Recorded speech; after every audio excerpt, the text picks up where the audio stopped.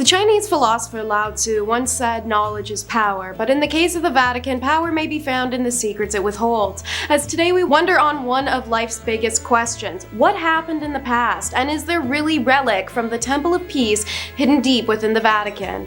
While the grandeur of the Sistine Chapel, St. Peter's Basilica, its gardens, and historic frescoes may be open for the public to enjoy, this legendary country within a country is famed for what we can't access. Officially called the Archivium Secretum Apostolicum Vaticanum, otherwise known as the Vatican Archives. Deep below St. Peter's Square, this collection of historic texts, which span 53 miles of shelving alone, contains volumes, manuscripts, and remnants of history stretching from antiquity, the medieval ages, and Renaissance to our modern times. However, we may never truly know what the Vatican holds. While the Second Council of the Vatican opened their secret library, known as the Apostolic Archive, to scholars in the late 19th century, the treasures and artifacts that have been collected since the time of the Crusades remains locked away out of our grasp. Conspiracies whirl as historians and scholars speculate. Among its 200 registered artifacts, many of which have never been exhibited, what could be in their treasuries that we have yet to know about? From the cross that Yeshua died on, to the Holy Grail, to the Ark of the Covenant, to Noah's Ark, there's no short list of guesses. However, there are certain alleged contents that spark more debate among the modern world. The housing of priceless stolen artifacts. Stolen artifacts are classified as such when they are neither tidings of historical war nor their awarded prize, rather pieces taken from their respective homes, such as the story of the Hope Diamond being taken from its place in an Indian temple. These items are stolen under the cloak of night or during the pillages and destructions of cultures. With the history of wars, mass slaughters, conquerships, and cultural destruction, it's no wonder that the Vatican has become the alleged and sometimes confirmed home to such stolen treasures. As believed to be the case with the Herodian relics. Take this hypothetical scenario, one put forward by the Jerusalem Post. If you were a pope living in the 15th century, for instance, and you could verify that there is or is not Herodian relics within the Vatican, you would ask yourself, how would such Jewish artifacts have come to the residence in the first place? After some digging, no pun intended there, you would have found that your new Vatican residence was actually built over the one and only Caesar's palace, some 200 years after the sack of Rome in 455 AD. What this means is the Visigoths and Vandals likely did not find select treasures that had been vaulted away in Caesar's palace, rather taking pieces from the accessible Temple of Peace. In 66 AD, the people of Judea took up arms against the Roman Empire under Emperor Titus in a desperate bid to drive the occupying forces out of the Holy Land, the first of three major uprisings against Rome. However, in the summer of 70 AD, we see the Romans march on Jerusalem, torching the second temple that once stood upon the city's Temple Mount, the holiest site of the Hebrew world. This was a crushing blow to the rebelling Judeans, who were never able to rebuild their temple and had to watch as its treasures were shipped away to Rome, being so significant that the scene is immortalized in the Arch of Titus. These pieces are known to have been in Rome, where the Vatican now stands thanks to the author of Zohar, the famed sage rabbi Shimon bar Yochai.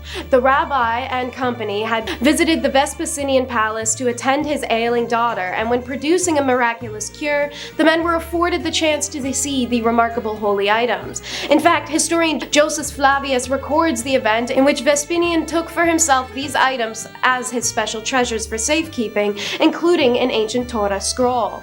According to Dr. Michael A. Calvo, those vessels found their way to the Vatican under another route, after making their way to the Byzantine Empire. According to the Byzantine historian Procopius, the Byzantine army regained possession of the temple treasures in 533 AD and paraded them through the streets of the imperial capital at Constantinople. These included the temple candelabra given to Pope Innocent III by Baldwin I after the sacking of Constantinople and the siege of the Christian Orthodox population, temple shofars and utensils, garments of the high priest, and many other objets d'art, books, and manuscripts that the Vatican and other churches have appropriated and placed in their own storerooms, libraries, and museums.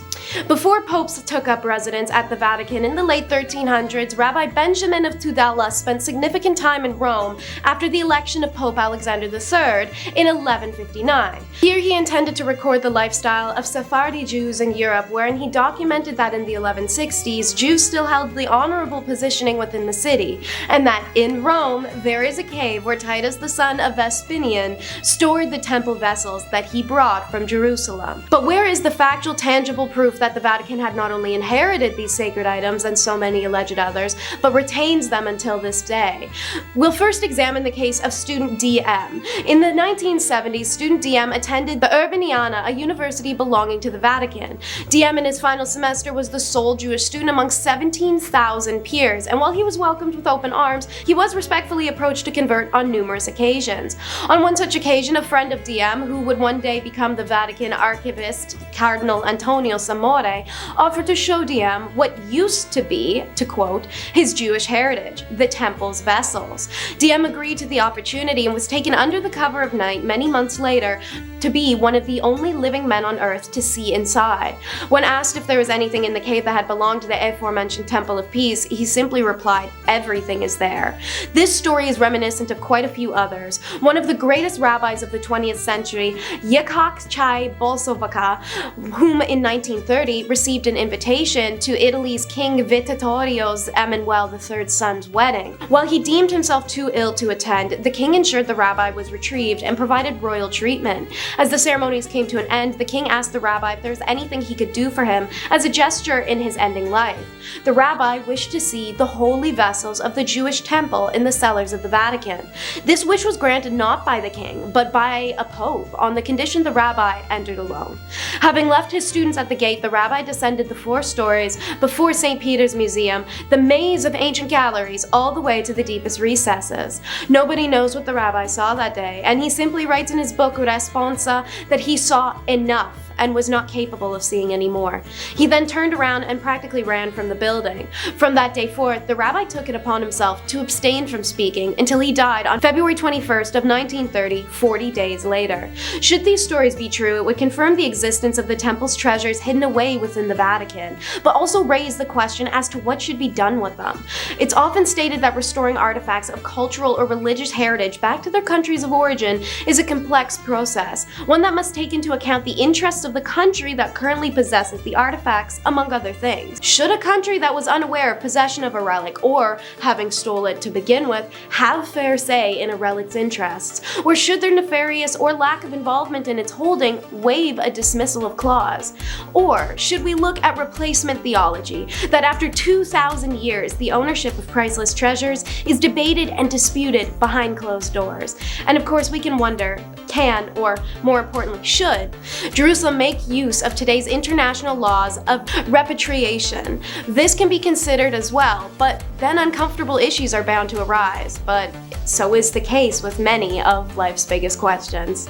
Hey viewer, I know this video is a bit different than what you're used to on the channel. Be sure to give us some feedback down in the comments below about the formatting and any other things you'd like to see, hear, or learn about on Life's Biggest Questions. Be sure to take some time to subscribe to our channel to see our regularly posted content, and until next time, don't forget to think about the things that make you uncomfortable. After all, your least favorite flares inspire your strongest opinions.